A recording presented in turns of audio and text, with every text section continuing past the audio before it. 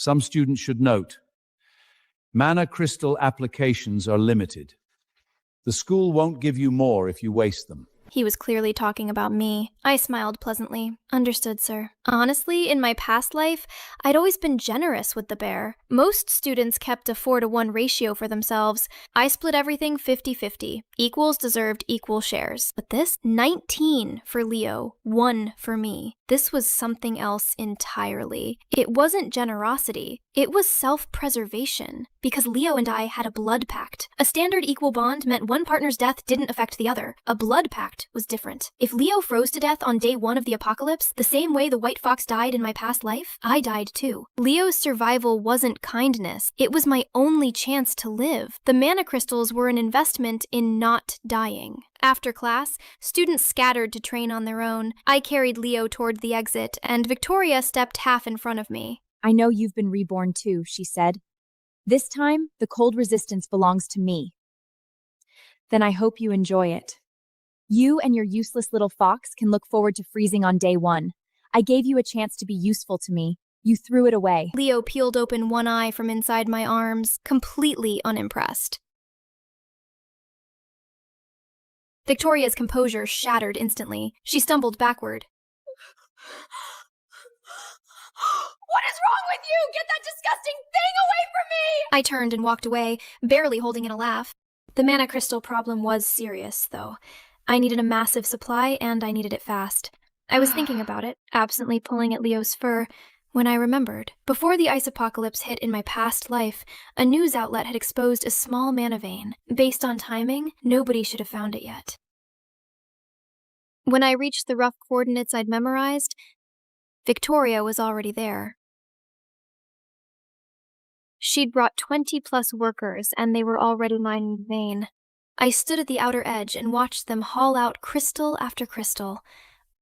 Leo pressed its nose to the window. I covered Leo's eyes. Low-quality crystals here. Let's go find something better. Then, from somewhere inside my head, a voice crackled to life. I stopped walking. Sis, is that you? You can do telepathy now. Victoria spent serious resources on me. I can project thoughts directly. Sis, take Leo and find somewhere to rest. Once they're done mining and clear out, I'll call you back. I finished the mental exchange and came back to the present moment. A very large, very imperious fox face was approximately 2 inches from my nose. Leo had both front paws planted on my shoulders. What were you doing just now? You were mentally cheating on me. I grabbed it by the scruff and I squeezed one soft cheek by way of reprimand. Leo, watch your vocabulary. I'm not wrong. I can smell the bear on your thoughts. Was that the chunky low knife? I raised an eyebrow. Sharp nose. For your information, Leo continued, voice climbing. When a wasp makes a blood pact with someone, that person is their bonded mate. For life. You can't have secret meetings with a brown bear. Yeah, you're a child. Do you even know what partner means? Leo's eyes immediately filled with tears that refused to actually fall. It waved its tiny paws in what appeared to be an angry, thrashing, swimming motion. I leaned forward and stuck my tongue out at it, a small, damp nose pressed against my cheek. Before I could react, the culprit had already retreated, voice very small. I kissed you. That means you're mine now. Nobody else is allowed to kiss you there. Leo had just made a move on me. A very small, very smug, very baby-toothed move. I pulled myself together and went to find somewhere to wait. I reclined in the car with the air conditioning running, watching a nature documentary on the center screen. The documentary put me to sleep almost immediately. When I woke up, it was dark. Right on cue, the bear's voice appeared in my head. Sis, come now. They're gone. Leo was staring up at me, suspicious and accusatory. My conscience flickered. This was exactly the energy of someone who'd just been caught. We were just talking. I'm not listening. I'm not talking to you for the rest of the day. Just as the bear had said, the area was empty. All that remained was a concealment formation to hide the vein's location. The bear deactivated it from inside and poked its head out. Sis, over here. It had grown enough to speak clearly now. The white fox in my arms took one look at the bear and immediately bared its teeth. Leo's going through a phase. The bear took the lead. That thing is a fake, nice snake in the grass. Get your hand off me. I'm going to bite it. I am biting it today. Riley, don't hold me back. It went on like that for a while. I didn't address it. I looked at the bear. Its aura drifted quietly around it, steady and calm. I released Leo and let it jump to the ground. Leo hit the dirt, spun around, and stared at me. Its expression said it had not expected me to actually let go. It shuffled forward at approximately the speed of a very indignant caterpillar. Every few steps, it looked back at me. On its fourth look back, it hesitated. You're not stopping me? What if your little buddy gets actually hurt? I glanced at the bear's aura. After absorbing a solid haul of mana crystals, it was running at easily 50 times Leo's urine output. Whether Leo would be the one doing the hurting was very much an open question. It's fine. Show me what you've got. If you win, you'll have my full and undivided attention forever. Leo glanced at the bear, felt the weight of that aura, thought about it very carefully. Slowly, reluctantly, it walked back and sat down next to my feet. Fine. You showed good remorse this time. I'll let the secret meeting go. But don't let it happen again. Inside the vein, the bear had divided the crystal stockpile into 3 piles, one very small pile for itself, a medium small pile, and a pile roughly the size of a small hill. Leo's eyes went green, literally luminous.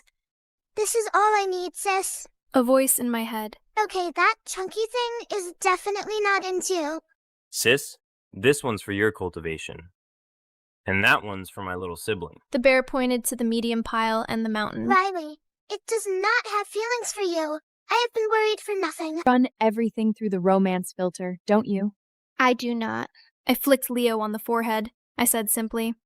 Mana crystals. Leo went quiet and well-behaved immediately. If we take all of this, won't Victoria figure out it was you? She does everything I say right now. Full compliance. Victoria stared at the hollowed-out vein with all the color drained from her face. You used all of it? You used every single crystal? The bear sat on its haunches, eyes wide and guileless. Under the rules of its master-servant bond, it only had to give basic responses. The truth was not required. I don't know. I was asleep all night. Maybe the vein just ran dry on its own. Victoria shook with rage. She brought her entire crew back and tore the cave apart. Not a single crystal shard remained. She stared at the bear for a long time. Something felt wrong, she could tell, but the bond formation read completely normal. The bear's cultivation aura showed no irregularity. She had no choice but to swallow it. Useless, she snapped. I just left you for a moment, and you couldn't even hold off a bunch of stones. The bear let its ears droop. Internally, it was ecstatic. It sent a message to me. Sis, she tried to hit me just now. The bonds punished her for it. Hidden in the brush nearby, I pressed my face into Leo's fur to muffle my laughter. Good. She tried to steal from us. The traitor earned it. I tugged one of its ears. Don't call the bear that. It's our teammate. It looked away, but its tail quietly curled around my wrist, warm and soft and completely involuntary. Once Victoria and her crew were gone, we slipped into the cave. The bear had already bundled the crystal stockpile with vines, multiple bundles, organized and ready. Sis, these should keep the little one fed for a while. Leo's eyes locked on the pile and did not move, and started crunching. The sound echoed through the cave like someone eating gravel. We loaded the crystals into the car. They filled most of the trunk. The bear couldn't come with us. It had to stay and keep up the performance. Before we left, it said, Sis, the apocalypse is 10 days out. Stock up on supplies. Be careful. Don't let her spot the cracks in your act. The bear grinned in its easy, unbothered way. She does whatever I tell her. We're fine. We drove back. Leo sat in the passenger seat with a crystal in both paws, crunching contentedly, like a squirrel that had found an entire winter's worth of food in one afternoon. Watching it, I thought about the bear in my past life, always saving the best of everything for me. The shape of that care was different now, but the feeling was the same. Back in the city, I skipped my apartment and went straight to the largest supermarket I loaded 2 carts with everything useful: compressed ration bars, canned goods, bottled water. Instant food. Leo rode in the cart, pointing. More of those chocolate ones, and the meat jerky, the spiced kind. I loaded both. The store staff watched me with visible unease. I didn't slow down. In 10 days, none of this would matter to them anyway. Beyond food and water, I grabbed thermal underlayers, sleeping bags, flashlights, batteries, lighters, a few sharp kitchen knives, a hand axe, anything with practical value in sustained sub-zero conditions. 2 full carts. I drove home to my apartment and spent an hour hauling everything upstairs. The living room, the bedroom, the balcony. All of it stacked floor to ceiling. Leo sprawled across a pile of chocolate bars. Its tail swayed slowly. I collapsed onto the couch, completely winded. Not bad. You actually know how to shop. These are retinif only. Our survival supplies. The next several days, I took Leo to different locations every day and kept stocking up. The pharmacy, cold medicine, fever reducers, antibiotics, bandages, antiseptic. The outdoor supply store, a tent, climbing rope, anti-slip boots. A hardware store for gas canisters and basic tools. My apartment ran out of space. I rented the unit next door and the one upstairs. Both became storage.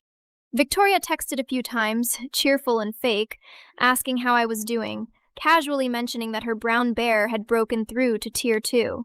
I sent her 3-word replies. I already knew. Everything the bear showed her was deliberate. Every breakthrough was calculated theater, designed to keep her compliant. Leo's growth was outpacing everything I'd projected. It ate crystals, slept, and woke up noticeably larger each time. It had started out the size of a kitten. Now it was halfway to the size of a medium dog. Its fur had deepened to a white so pure it was almost blinding, and its eyes had shifted from pale to a vivid, saturated crimson, the kind of beauty that made it hard to look away. Its cultivation aura was also deepening fast. Something close to Tier 3 was stirring at the edges. I was combing through Leo's fur when it went still. Something's happening. In my bloodline, there's pressure building. My pulse jumped. The white fox in my past life had never awakened any ability at all. It died before it had the chance. Was this what happened when you gave a white fox proper resources and a blood pact? An early awakening? Don't force it, I said quietly. Let it come on its own. Leo closed its eyes. A soft, white light kindled across its fur. The mana crystals around it began losing their glow, all that energy pouring steadily into Leo's body. A small spiral of concentrated mana formed around it, rotating slowly. Its fur stood up along its spine. Its tail filled out further, the individual hairs catching the light like fiber optic threads. An hour passed. The light faded. Leo opened its eyes, and there was something new in them. I awakened. What did you get?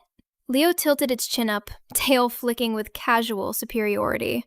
A small, perfectly formed spike of ice materialized from empty air and dropped to the floor with a clean, crystalline tap. Ice manipulation and void storage. I stared. Ice manipulation. In an ice apocalypse, an ice affinity ability wasn't just useful. It was like being native to the environment everyone else was trying to survive. And void storage. One of the rarest abilities in existence. In my past life, people with spatial abilities could name their price at any base. Every faction wanted them. Leo, I said, and pulled it into a hug. I kissed the top of its head without thinking. Leo's ears went crimson. Its entire body locked up for half a second. Then it twisted away, deeply offended. Stop doing that. Its tail, however, had already wrapped around my wrist again. The same involuntary habit. I smiled and squeezed its cheek. My little highness is absolutely terrifying. We're going to be fine out there. Leo made a dismissive sound and climbed back into my lap to resume eating crystals. 3 days out from the apocalypse, the temperature had already started dropping. Daytime lows were hitting -15.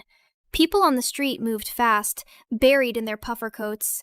News coverage was starting to pick up on the anomalous cold snaps.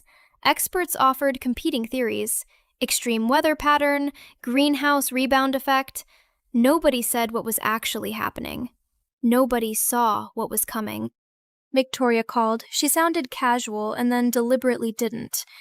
Riley, my bear just hit Tier 3 peak, almost to Tier 4. I'll be able to take care of myself once things get rough. A pause, pointed.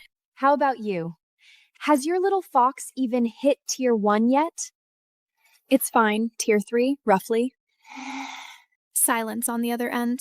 Then a short, dismissive laugh. Riley, you don't have to make things up. White fox maturation timelines are long. There's no world where it's already Tier 3. Another pause. Look, if things get too hard, you can come to me. You can work for me.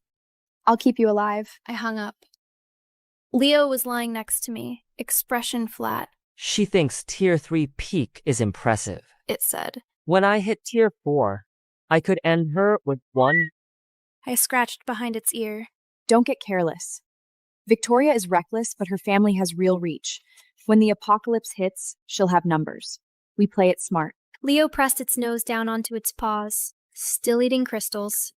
Those last 3 days, I didn't go out. I stayed home with Leo, and we trained together. Leo had already gotten a solid handle on its void storage. The space inside wasn't enormous, roughly the size of a basketball court, but more than sufficient for supplies. We loaded the majority of what I'd stockpiled into the void.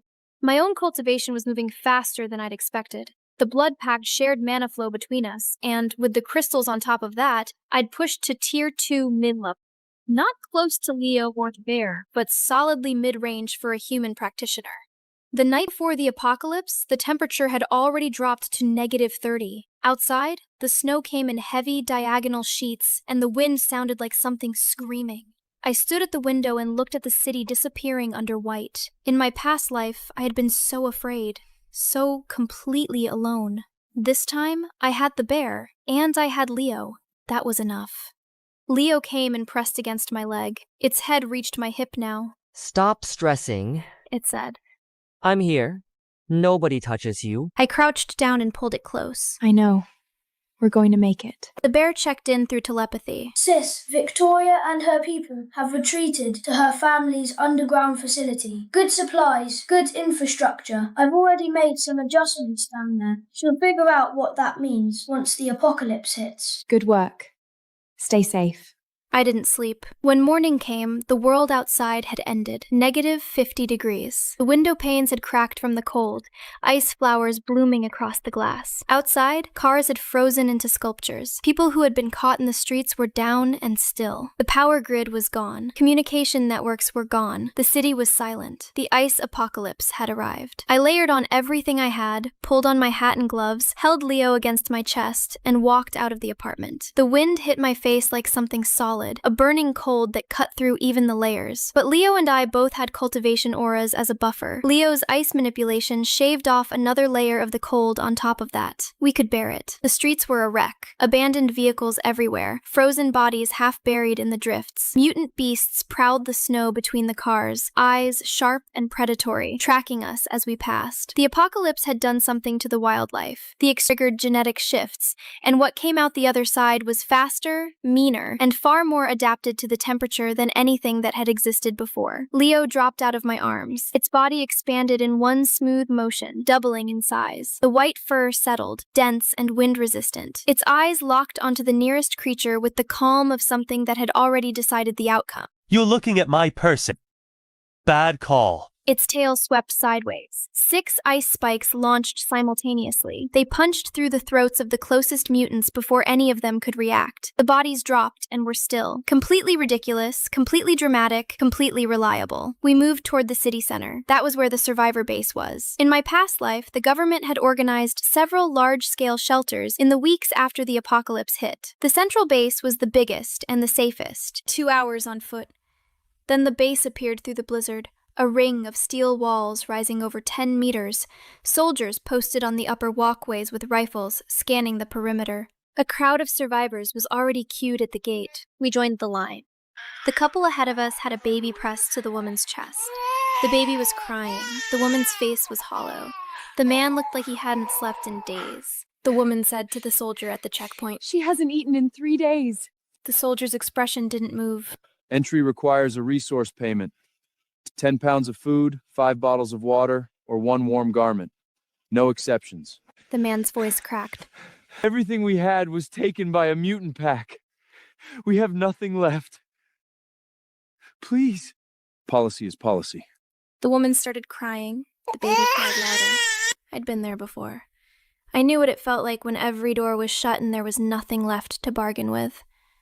I reached into my pack and pulled out 2 cans and a water bottle. I held them out to the couple. Use these for your entry fee. They turned around. The woman looked at me. You're a good person. You're a good... I smiled and didn't say anything. Leo made an irritated noise beside me. You're going to keep doing this, aren't you? Helping complete strangers. We might need a stranger's help someday, too.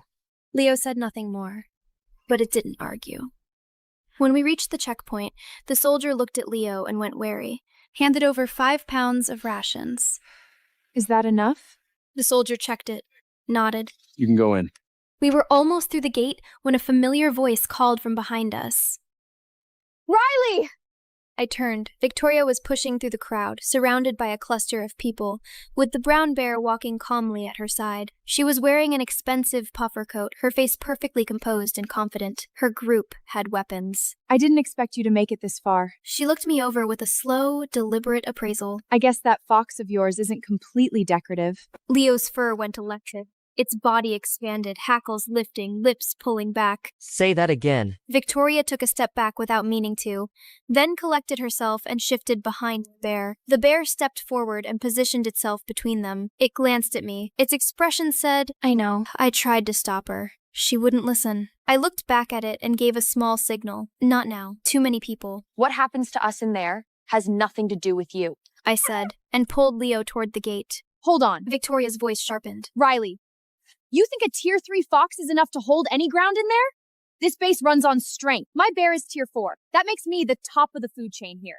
You have 2 options. Fall in line and work under me, or I make sure you can't move in this base without running into a wall. The crowd around the gate had started paying attention. Tier 4 was rare in the early apocalypse. People recognized what that meant. I let the moment sit for exactly 1 breath. Then I looked at Leo. Leo understood without being told. Its cultivation aura detonated outward. Tier 4 pressure rolled across the gate plaza like a physical force. The snowflakes still drifting in the air simply stopped moving. The cold deepened noticeably. Several people stumbled back. Victoria's face lost its color. That's not possible. How is your fox already tier 4? Leo tilted its chin up to a frankly insufferable angle. You assumed your bear was the ceiling, embarrassing the stake. The bear chose that moment to release its own tier 4 aura alongside Leo's. 2 tier 4 signatures layered together. The crowd scattered back from the gate, half of them barely staying upright. Victoria stood there, mouth open, staring between Leo and the bear. The bear, which was supposed to be hers, aligned with the girl she'd been trying to humiliate. She tried to form words. Couldn't find them. I walked through the gate with Leo and the bear on either side of me, and left Victoria and her group at the entrance with whatever was left of the impression she'd tried to make. Inside, we were brought to a registration desk. Name, cultivation tier, magical animal. The soldier processing our forms looked at Leo's tier 4 listing, then at the bear's, and spent a long moment saying nothing. Then the professionalism kicked back in, somewhat overcorrected. Ms. Riley, with 2 tier 4 familiarities, you qualify for our highest tier accommodations. We'd like to offer you a room in the VIP wing. Independent room, heating system, full resource allocation. That works. Can I get an additional room for my companion? Of course.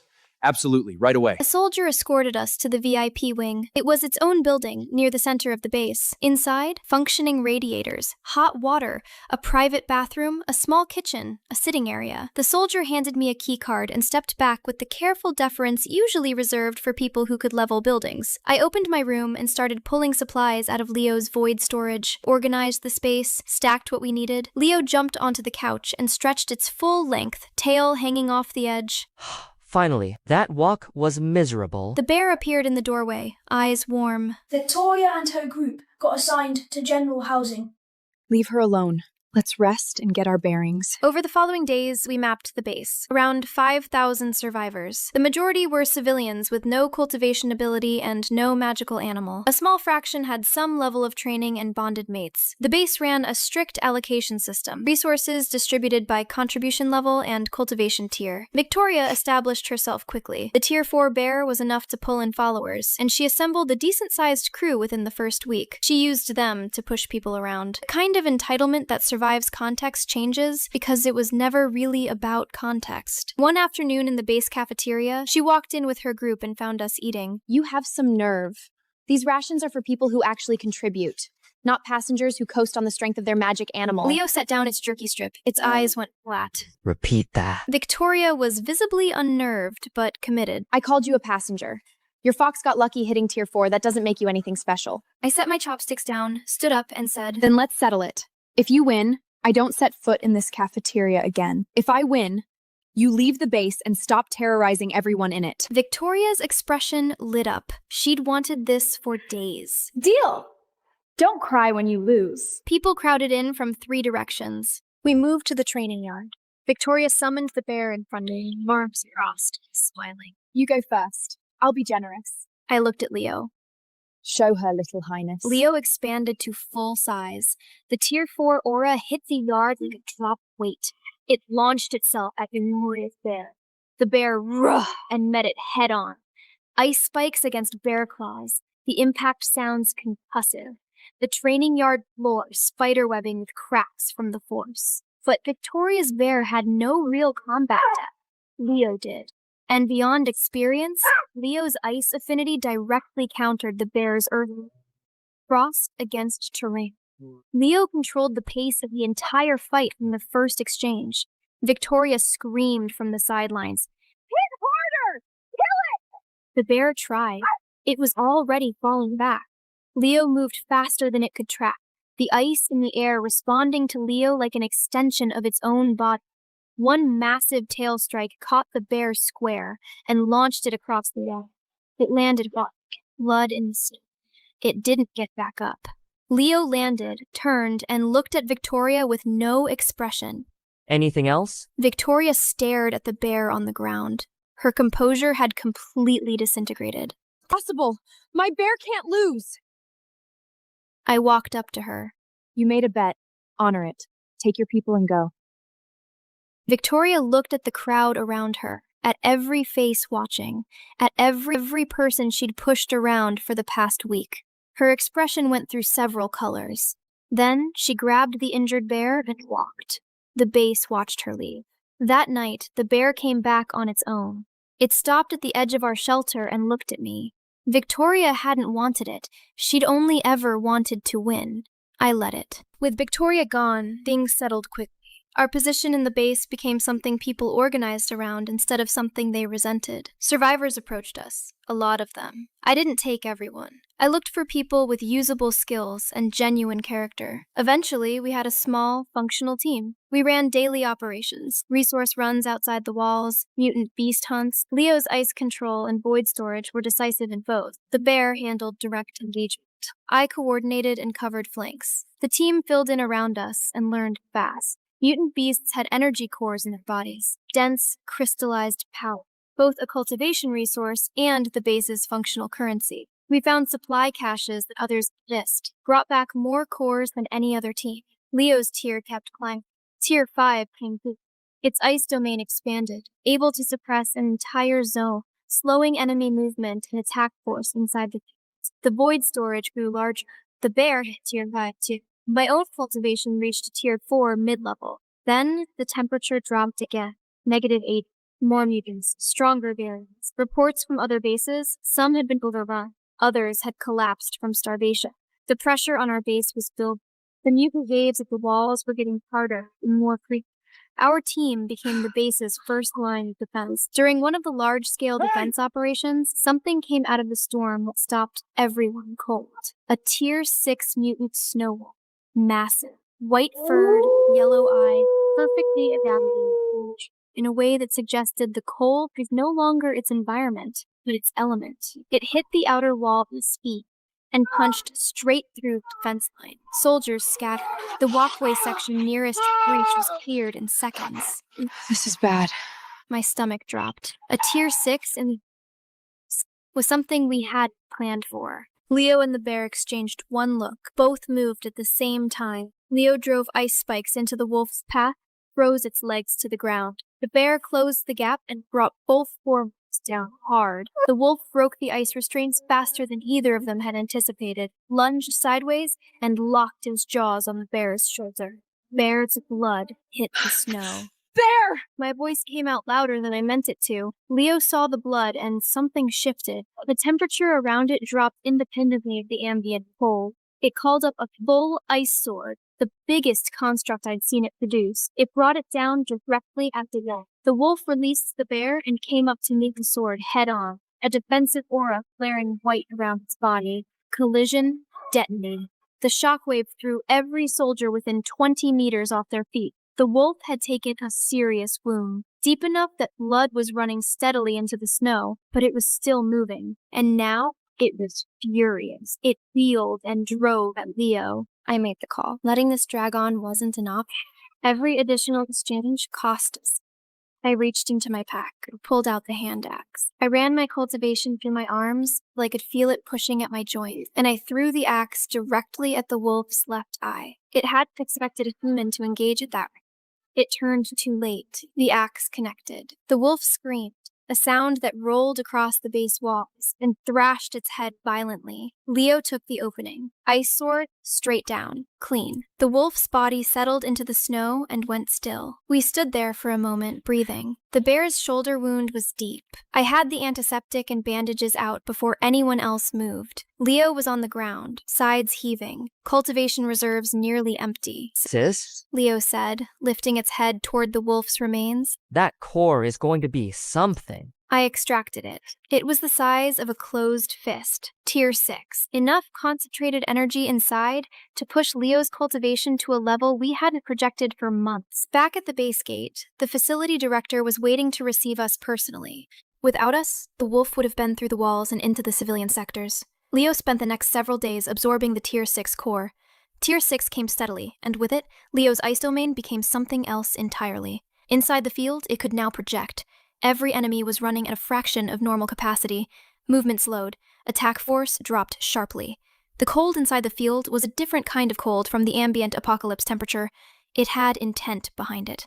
The bear's wound closed, and its cultivation pushed to tier 6 as well. Its defensive strength reached a point where smaller mutants couldn't break through even without active effort. My own cultivation crossed into tier 4 peak during that same stretch. Not comparable to either of them, but functional enough to contribute real value in a fight. We were the strongest team in the base. People came looking for us constantly. I kept filtering. The ones I added were worth adding. The mutant incursions kept escalating. Tier 6 became the new baseline outside the walls instead of the exception. Other survivor bases sent messages when they still could, and those messages grew more desperate. Some stopped coming altogether. We started ranging further out on our supply runs, into the deeper city where higher-tier mutants had settled, and where the ruins held things worth finding. That was how we found the ancient ruin. The structure shouldn't have been there. It predated everything around it by what felt like centuries. The architecture didn't match anything currently in use. The interior was layered with old formation arrays, pressure-sensitive trap zones, and guardian beasts that hadn't been active in a long time, but had woken up when we came in. We moved carefully. Some of the traps caught us anyway. The guardians were tough, a different kind of tough from the mutants outside. Older, more deliberate, less wild. We took losses in terms of supplies and time, and a few team members needed serious recovery afterward, but we came out the other side. Deep in the ruin, past the densest section of Guardian formations, we found two things. A cultivation manual. Ice system, high grade.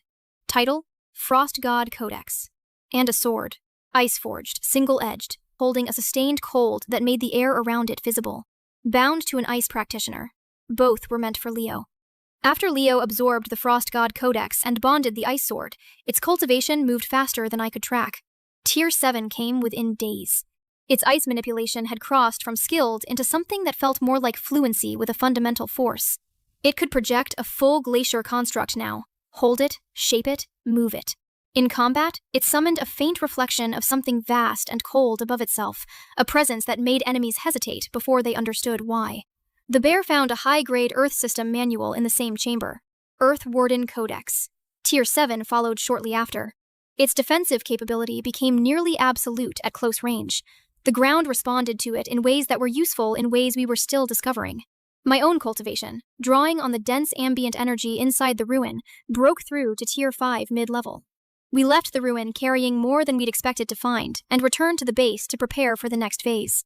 Because we had decided, we were done staying in one place. Before we left, we distributed the base's stored supplies to the civilians, the ones who couldn't fight, who had no familiar, who had survived this far by nothing except luck and stubbornness. We left them what we could. Then, we loaded our team into a convoy of modified SUVs, every vehicle packed with supplies and equipment, and drove out. The road was what the apocalypse had made of it. Stripped vehicles, frozen terrain, weather that shifted from brutal to catastrophic and back without warning. Mutants on every major route, survivors in varying states of desperation along the way. We didn't run from any of it. Leo's ice domain covered a wide enough radius to make the convoy defensible on the move. The bear took point in the lead vehicle's cargo bed.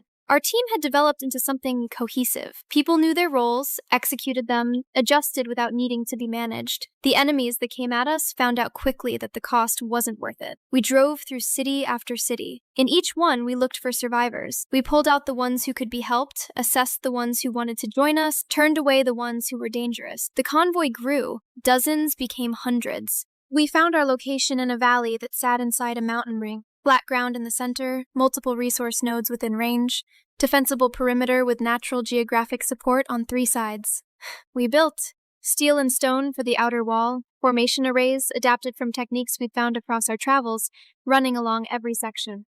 Armories, a cultivation training area, a medical facility, storage warehouses with rotation schedules, a residential district laid out for actual human habitation, not just survival stacking.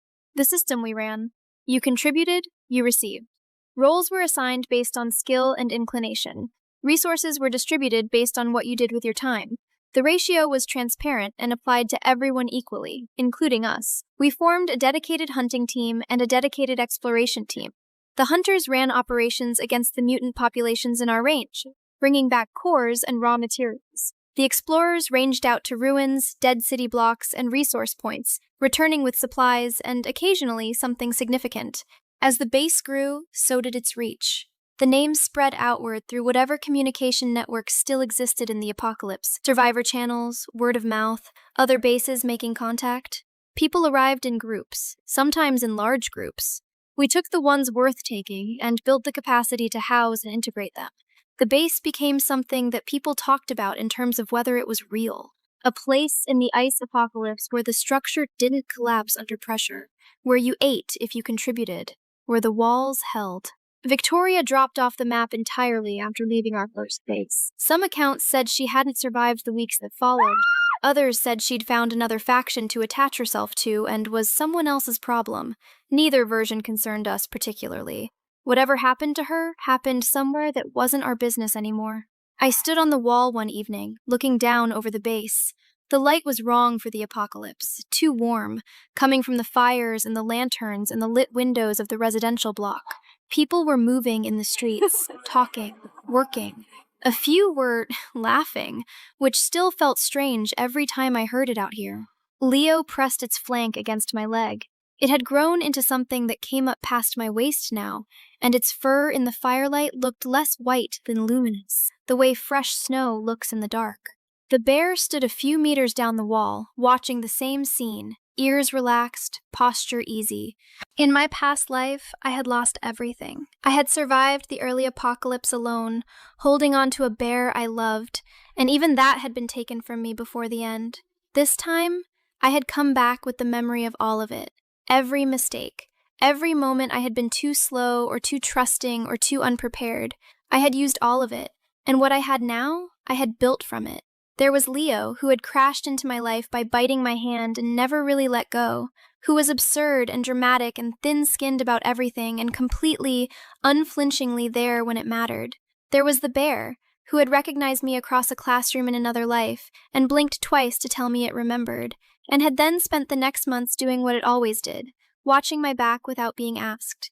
There was a base full of people who were alive because we had gotten to them in time, or because we'd built something worth surviving inside. The ice apocalypse was still out there. The cold hadn't broken. The mutants kept evolving. There were still ruins we hadn't opened, and threats we hadn't identified, and territory we hadn't mapped. But I had stopped counting the days until things got better, and started measuring what we were building. The world was still frozen.